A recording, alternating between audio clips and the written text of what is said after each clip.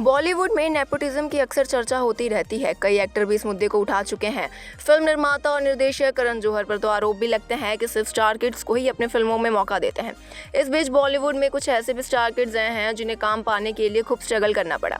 इन्हीं star kids में से एक दिवंगत अभिनेता विनोद मेहरा के बेटे रोहन मेहरा।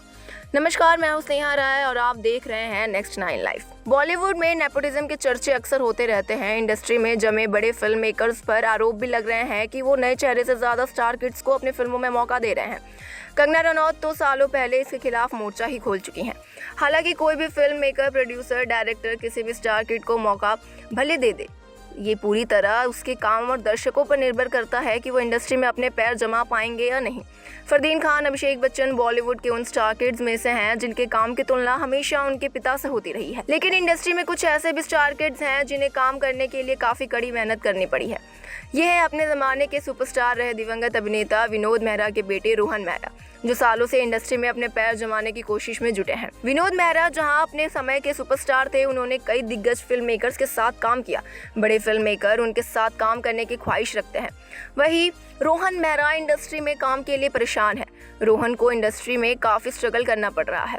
रोहन मेहरा इन दिनों अपनी वेब सीरीज काला को लेकर सुर्खियों में है। सितंबर में आई इस वेब सीरीज में रोहन मेन रोल में है।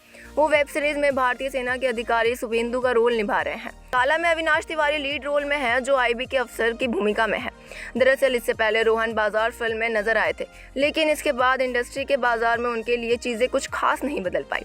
उनके पास ना तो कोई खास ऑफर्स थे और ना ही काम। 3 साल तक लगातार रोहन दिन में 3 ऑडिशन देते रहे। इसके बाद भी काम मिलने में उन्हें काफी देरी हुई। रोहन का कहना है कि बाजार के बाद उन्हें लंबे गैप का इंतजार करना पड़ा। रोहन के अनुसार इसका ये बिल्कुल भी मतलब नहीं है कि वो सिलेक्टिव है। इसके बाद भी उन्हें काम नहीं मिला। अभिनेता ने कहा, मैं सिलेक्टिव नहीं हूँ, मैंने कई ऑडिशन दिए लेकिन फिर भी काम मिलने में देरी हुई।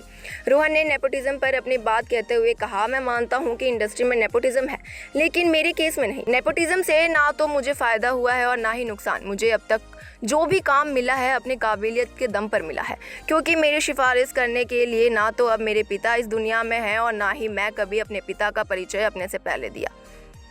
फिलहाल के लिए इतना ही। देखते रहे नेक्स्ट 9 लाइफ। Good bye.